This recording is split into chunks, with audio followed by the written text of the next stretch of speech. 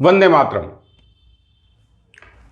बंधुओं, आज हम पुनः एक समसामयिक विषय पर चर्चा करेंगे। जैसा कि आप राजनीति में देख रहे होंगे कि आरोप प्रत्यारोप का दौर चल रहा है। कोई किसी को चोर कह रहा है, कोई किसी को चोर कह रहा है। वास्तव में राजनीति है तो बड़ा महत्वपूर्ण विषय और इसको हल्के में लिया नहीं जा सकता है, लेकिन सामान्यतः हम लोग इसको मनोरंजन के माध्यम के रूप में देखते हैं। लेकिन अगर हम कहें कि मनोरंजन में कभी कभी हम भूल जाते हैं कि ये मनोरंजन हमारे पे कितना भारी पड़ने वाला है। जैसे हम बात करें लालू की, लालू का जो एक राजनीति करने का तरीका था, जैसे वो मंच पे उल्टी सीधी बातें बोलना, लोगों को एंटरटेन करना, एक्टिंग करना। वास्तव में अगर हम इतिहास में देखें तो मुसोलिनी, इटली का जो डिक्टेटर हुआ करता था, वो भी मंच पे इसी तरह से कुछ एक्टिंग वगैरह किया करता था और लोगों को एंटरटेन करता था और लोग भी मजे लिया करते थे। जिसको अगर हम भारत में देखें तो लालू यादव, सबको लगता था ये तो जमूरा है, सबको एंटरटेन कर रहा है। लेकिन एंड ऑफ द डे जब बहुत सारी बातें खुली तो पता चला कि सुनने वाले जमूरे निकले। और अभी जो विषय है वो बेसिकली दिल्ली की राजनीति को लेकर है। हमारे अरविंद केजरीवाल जी, एक बार राहुल गांधी जी पांडवों के बारे में चर्चा कर रहे थे कि पांडवों ने जीएसटी लगाई थी कि नहीं लगाई थी। आज इसी तरह से कुछ केजरीवाल जी कहने का प्रयास कर रहे थे और एक उनका ट्वीट था कि तुम 8 नोटिस भेजोगे, हम 8 स्कूल खोलेंगे और क्या क्या क्या। ये जवाहरलाल नेहरू में जो नारे लग रहे थे कि तुम कितने अफजल मारोगे, हर घर से अफजल निकलेगा, कुछ उस तरह की सिमिलरिटी वाला ये ट्वीट था। वास्तव में अगर केजरीवाल जी की राजनीति देखी जाए तो ये भी बड़ा ही इंटरेस्टिंग है। केजरीवाल जी पढ़े लिखे आदमी हैं, मूर्ख तो है नहीं। और अन्ना हजारे को उन्होंने एक तरह से प्रोजेक्ट किया और फिर उनकी आड़ में अपनी राजनीति साध ली। तो काफी लंबी प्लानिंग उनकी थी। अन्ना के बारे में दिल्ली में उस समय नारे लगते थे, अन्ना नहीं है आदि है, देश का दूसरा गांधी है। वास्तव में आदि का तो पता नहीं, लेकिन देश का दूसरा गांधी जरूर अन्ना हजारे निकले। चूंकि उनकी आयु बहुत है और ठीक है, आदरणीय है, लेकिन सही कहें तो दूसरे गांधी तो जरूर हैं। एक गांधी को जवाहरलाल नेहरू ने टिश्यू पेपर की तरह यूज किया और एक गांधी को केजरीवाल जी ने बड़े अच्छे से हाथ मुंह पोंछ पाछ के फेंक दिया। तो कहने का विषय यह है कि अभी आज केजरीवाल जी जैसे कह रहे थे कि कौरव ज्यादा थे और पांडव तो 5 ही थे, हम भी 3-4 ही हैं। लेकिन केजरीवाल जी ये कहना भूल गए कि हम 3-4 ही बचे हैं, बाकी तो जेल में हैं और वो भी कोई फ्रीडम स्ट्रगल करते हुए नहीं, करप्शन के चार्जेस में है और देखिए जमानत भी नहीं हो पा रही है। तो अगर हम संविधान को माने और न्याय में अगर हमारा भरोसा है तो ये तो मानना ही पड़ेगा कि अगर जमानत नहीं मिल रही तो कहीं ना कहीं कुछ तथ्य तो है। तो केजरीवाल जी जैसे प्रोपेगेंडा चला के आए थे। वास्तव में ये जो इस तरह के पॉलिटिशियंस होते हैं, हिटलर जैसे, ये लोग बेसिकली इनका जो माध्यम होता है वो प्रोपेगेंडा का होता है, दोषारोपण करके। हिटलर अपने आप को कहता था कि भाई वो सेना में था, जबकि सच्चाई ये है कि वो सेना में नहीं था। वो पत्र पहुंचाने का, चिट्ठियां पहुंचाने वाले जो होते हैं वो काम करता था और एक बार चिट्ठी पहुंचाने में ही घायल हो गया और हॉस्पिटल में एडमिट हो गया। तब तक फर्स्ट वर्ल्ड वॉर खत्म हो गया और उसने अपने आप को जो है देशभक्त क्लेम किया और धीरे धीरे सत्ता पर कब्जा कर लिया। केजरीवाल जी ने भी वही रास्ता अख्तियार किया, प्रोपेगेंडा से शुरुआत की। ऐसे लोग मूल रूप से कायर होते हैं, डरपोक होते हैं। हिटलर भी बहुत डरपोक था। अगर किसी को लगता है कि बड़ा वीर और महान था तो गलत जानकारी है। अगर हिटलर के बारे में आप जानकारी जुटाए तो कायर और डरपोक टाइप का व्यक्ति था।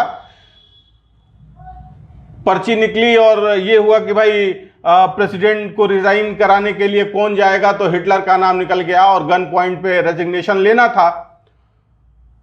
हिटलर गया और प्रेसिडेंट को गन पॉइंट पे लिया और प्रेसिडेंट ने रिजाइन करने से मना कर दिया। अब हिटलर के समझ नहीं आया कि क्या किया जाए, भागने लगा तो पकड़ा गया तो प्रोपेगेंडा शुरू कर दिया। सिमिलरली केजरीवाल जी हैं, जब चोरी पकड़ी गई तो प्रोपेगेंडा शुरू कर दिए हैं। अब प्रोपेगेंडा क्या है कि कौरव पांडव, अभी तक राहुल गांधी जी कौरव पांडव का सहारा ले रहे थे, अब केजरीवाल जी सहारा ले रहे हैं। भाई पांडव जेल नहीं गए थे।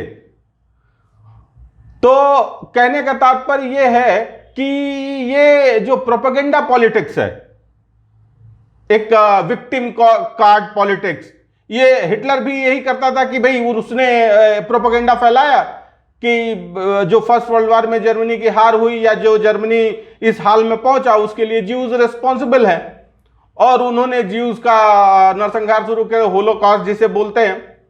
तो कहने का तात्पर्य यह है कि चूंकि अब परिस्थितियां बदल गई हैं, समय बदल गया है, लोकतंत्र है और लोग इतने समझदार तो हो ही गए हैं कि किसी के प्रोपेगेंडा में फंसने वाले नहीं हैं। लेकिन केजरीवाल जी सतत प्रयत्नशील हैं। भाई नोटिस आने का और स्कूल खोलने का, इन दोनों में क्या रिलेशन है? अरे जो स्कूल आपने खोल रखे हैं क्या वो सही से चल रहे हैं? आपने मोहल्ला क्लिनिक खोला, उसका क्या हाल हुआ, क्या असर हुआ? वो भी एक स्कैम ही निकला, उस पर जांच चल रही है।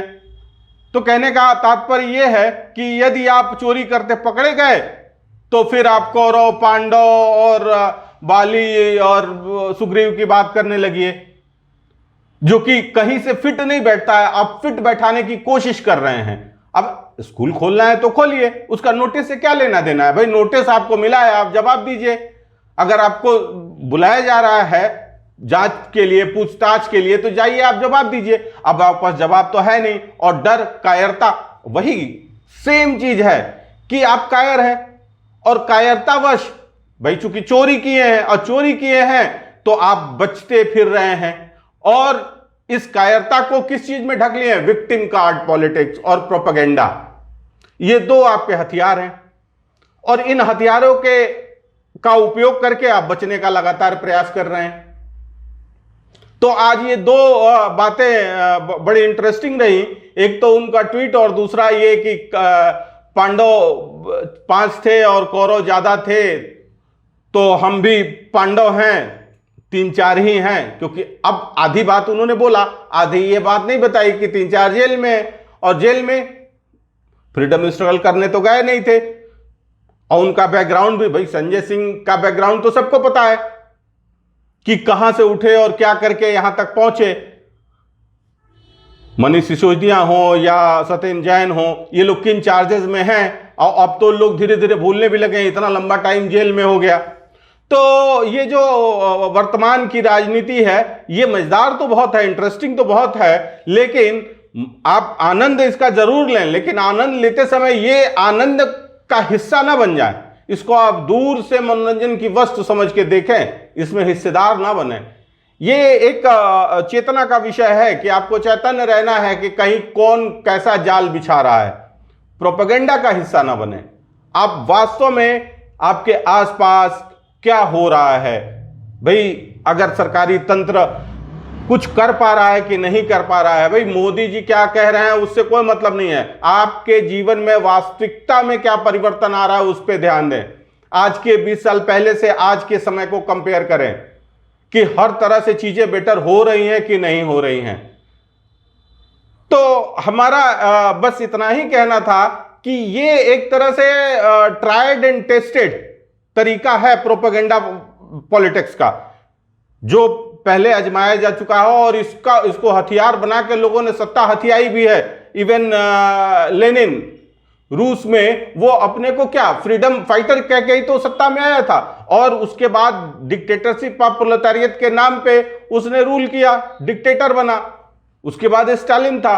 वास्तव में ऐसे लोग किसी पे भरोसा नहीं करते और सारा तंत्र अपने हाथ में ही रखना चाहते हैं, किसी को उसमें साझेदार नहीं बनाते। अब देखिए केजरीवाल जी ने अपने पास कोई पोर्टफोलियो ही नहीं रखा था, क्योंकि उनको पता था कि एंड ऑफ द डे फंसना है, और फंसना है तो अगर हमारा कहीं सिग्नेचर नहीं होगा तो हम क्यों फंसेंगे।